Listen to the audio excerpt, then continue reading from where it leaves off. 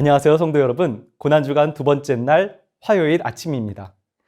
예수님의 십자가를 생각하며 주님께서 둘째 날 하신 일과 그 의미를 함께 알아보는 시간을 갖겠습니다. 둘째 날 예수님께서는 성전 안에서 주로 활동하셨습니다. 지도에 화면과 같이 적어봅시다. 예수님께서는 성전 안에서 종교 지도자들과 논쟁하십니다. 이곳에서 예수님께서는 자신의 권위를 변호하시고 여러 비유를 통해 자신을 믿지 않는 종교 지도자들을 비판하십니다. 그들은 자신들의 지혜와 논리로 예수님을 공경에 빠뜨리고자 하지만 그때마다 예수님께서는 말씀과 지혜의 하늘의 지혜로 이 모든 도전을 물리치십니다. 논쟁을 하면 할수록 예수님의 하나님 아들 되심이 더욱 선명하게 드러나게 되는 것이죠. 예수님께서는 아무도 부인할 수 없는 하나님의 아들이십니다. 그분께만 소망이 있고 구원이 있습니다. 고난주간 둘째 날 이 아침, 우리의 구원을 위해 이 땅에 오신 하나님의 아들을 기억하는 하루가 되시기를 바랍니다.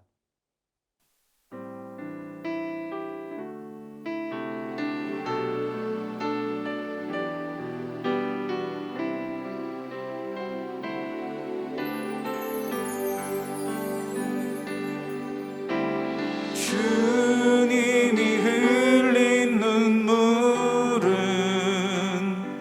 십자가의 무거움이 아니라오, 우리의 무지함을 아파하시며 흘리신 눈물이었소. 골고다 그 언덕길을 우리 위해 걸어야 했던 주님, 비난과 손가락질에 물과 피를 흘려야 했건만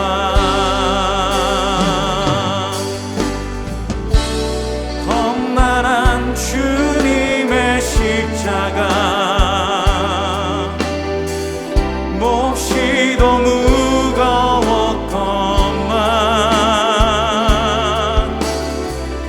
우리의 비난과 채찍에 재물 돼야 했던 주님의 아파하심으로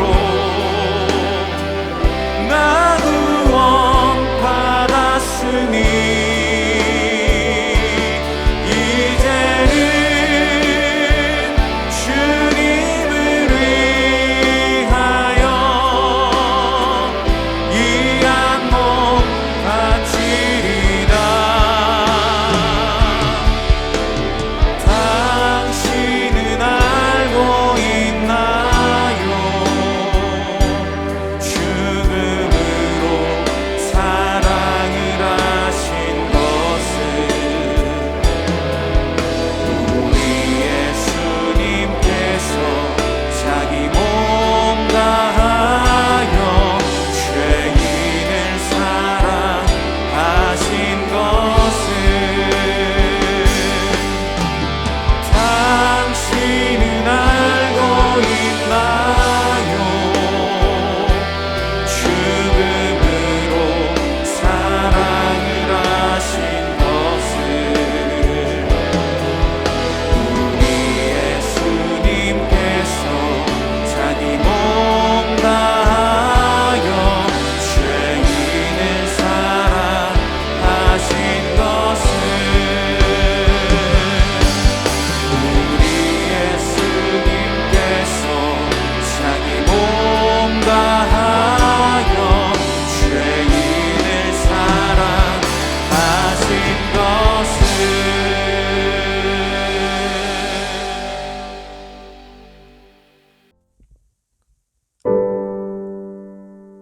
작은 자들아, 내가 아직 잠시 너희와 함께 있겠노라.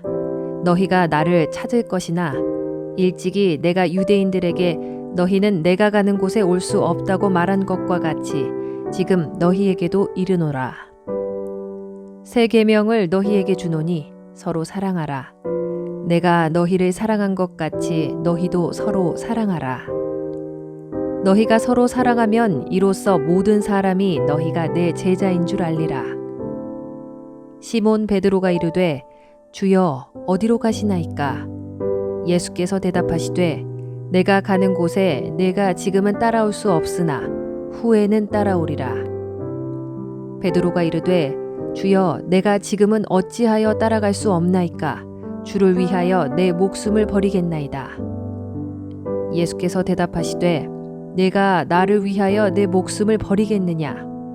내가 진실로 진실로 내게 이르노니 닭 울기 전에 네가 3번 나를 부인하리라. 할렐루야. 더 사랑의 교회 성도 여러분, 고난주간 주의 십자가를 묵상하며 은혜를 누리고 계신지요? 오늘도 말씀을 통해 우리를 위해 고난당하시고 죽으신 주님의 사랑을 깊이 경험할 수 있기를 소망합니다. 우리는 베드로가 그저 호기롭고 치기 어린 사람으로만 보는 경향이 있습니다. 물론 그는 분명 다혈질의 사람이죠. 화통하고 흥분도 잘하는 성향입니다. 언제나 말과 행동이 앞서는 사람이죠. 예수님이 제자들에게 어떻게 생각하는지 물으실 때마다 항상 베드로는 먼저 대답했습니다. 열정이 넘쳤고 모르는 게 없고 자신감이 넘쳤고 충동적이기까지 해서 천사들조차 주저하는 곳에 바로 뛰어들 정도의 사람입니다.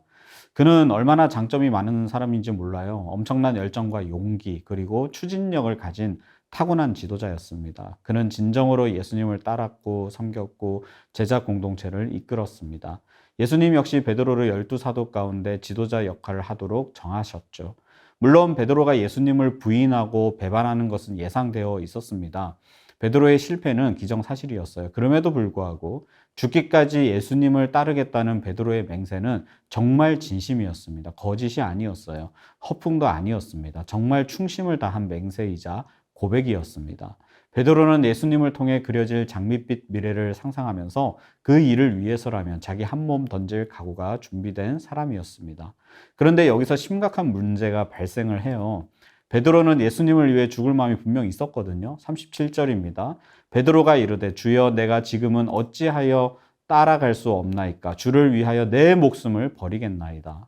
그러나 베드로는 예수님이 자신을 위해 죽으셔야 한다는 사실은 받아들이지 못했어요. 36절 상반절입니다. 시몬 베드로가 이르되 주여 어디로 가시나이까? 우리는 이 지점을 주목해야 합니다. 결코 베드로는 쉽게 흥분하는 스타일이어서 예수님을 위해 절대 충성을 했다가 갑자기 배반한 인물이 아니에요.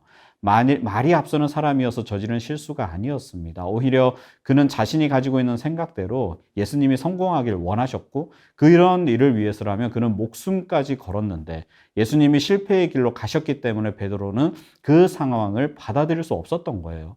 베드로가 생각한 예수님은 어떤 메시아입니까?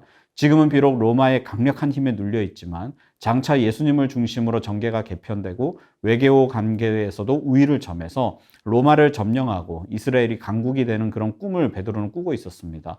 이 얼마나 흥분되는 생각입니까? 벌써부터 베드로의 가슴, 그 심장은 열심히 뛸 수밖에 없었습니다. 그러니까 당연히 이러한 거사에 베드로는 반드시 일조를 하고 싶었습니다.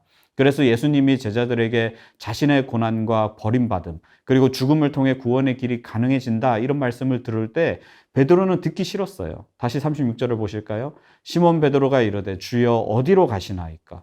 어디로 가시나이까? 예수님 지금 이게 무슨 그런 섭섭한 말씀이세요? 지금 함께 힘을 합쳐서 열일을 해도 모자라는 판에 갑자기 힘 빠지게 이게 무슨 말씀이십니까? 아무튼 좋습니다. 저는 어디든 목숨 걸고 주님 따라갑니다. 그렇게 아십시오.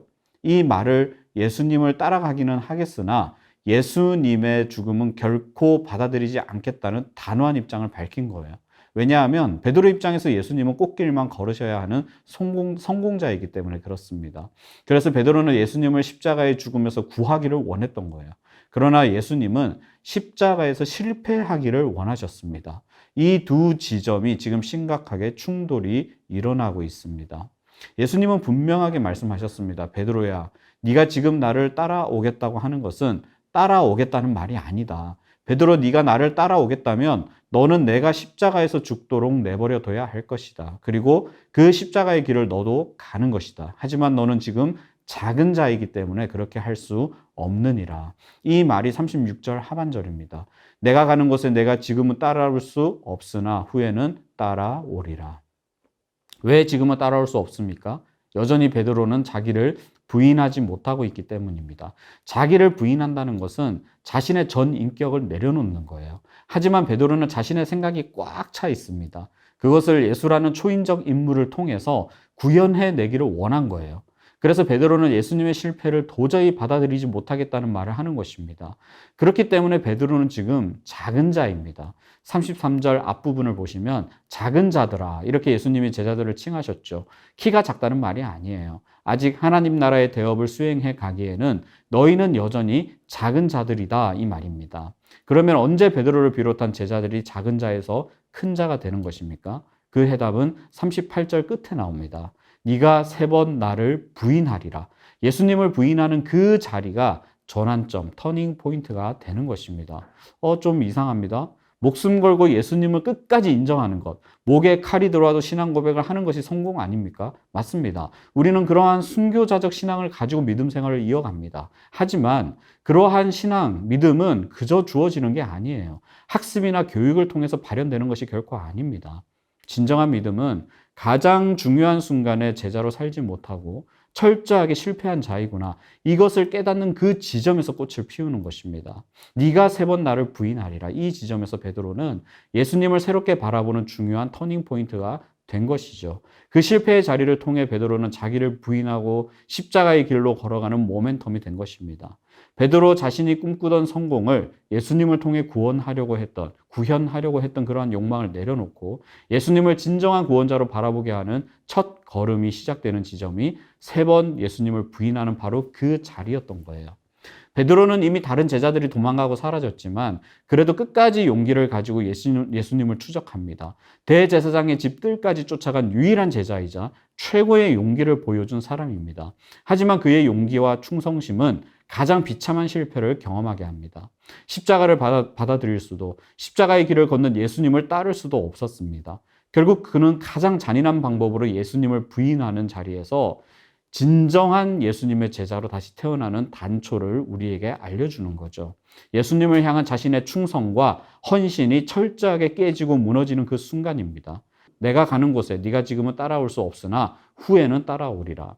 이 말씀이 시작되는 장소가 바로 대제사장의 집 뜰입니다. 솔선수범과 용기 그리고 헌신된 마음으로 예수님이 죽지 않도록 지켜내고 수제자가 되어서 반드시 예수님이 성공하도록 돕는다는 그 헛된 환상이 철저하게 깨지고 나서야 그는 제자로서 십자가의 길을 걸어갈 수 있게 되는 것이죠. 십자가에 못 박히신 메시아에게서 하나님의 은혜를 발견하고 자신도 직접 그 십자가의 길로 예수님을 따를 수 있게 된 것입니다. 베드로의 처절한 그 실패가 그를 작은 자에서 큰 자로 만든 전환점이 되었던 것입니다. 우리는 이것을 새로운 피조물이 되었다 이렇게 표현하죠. 죄로 오염되고 모든 것이 왜곡된 우리가 십자가의 보혈의 능력으로 그 은혜로 씻음을 받고 거듭나게 되었다는 것입니다. 솔선수범과 용기 그리고 헌신된 마음으로 예수님이 죽지 않도록 지켜내고 수제자가 되어 반드시 예수님이 성공하시도록 돕는다는 헛된 환상은 철저하게 깨져야 했습니다. 그렇습니다. 예수님을 향한 자신의 충성과 헌신이 무너져야 했습니다. 왜냐하면 예수님이 베드로를 비롯한 우리 모두를 위해 죽으시는 그 일이 먼저 일어나지 않는다면 우리는 하나님의 자녀가 되는 권세를 누릴 수 없기 때문입니다. 우리는 말로는 예수님이 저에게는 꼭 필요합니다. 이렇게 고백하죠. 그러나 우리의 마음 깊은 곳은 저를 위해 예수님이 필요합니다. 이러한 고백을 할 때가 있습니다. 자기를 여전히 부인하지 못하는 우리 마음이 있어요.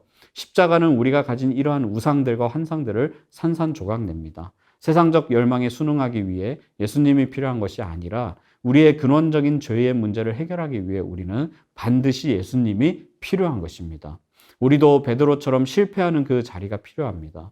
그러나 중요한 것은 그 실패를 통해 우리는 하나님 앞에서 능력과 무능력, 기대와 열망 이 모든 것들을 내려놓는 것입니다. 그래야지만 우리도 예수님처럼 십자가의 길을 걸으며 양을 돌보는 목자의 사명을 감당할 수 있게 되는 것이죠. 고난주간 십자가에 달리신 예수님을 깊이 묵상하며 그 이전에 베드로의 처절한 실패를 통해 진정한 큰 자로 나아갔던 베드로처럼 우리도 십자가 앞에서 우리의 모든 것이 깨어지고 예수님의 진정한 제자로 거듭나는 저와 여러분 되시기를 주님의 이름으로 축원합니다.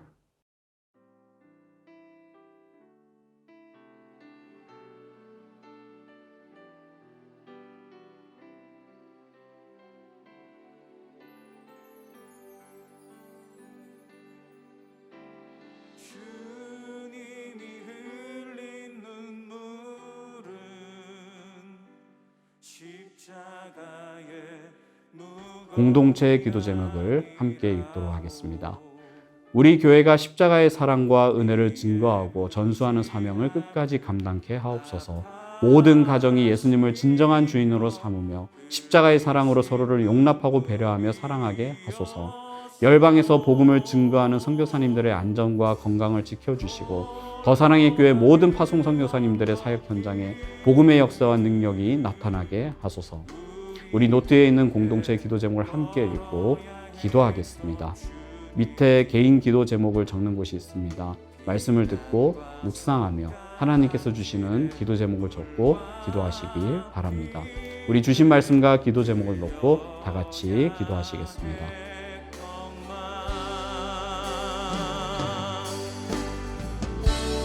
험난한 주님의 십자가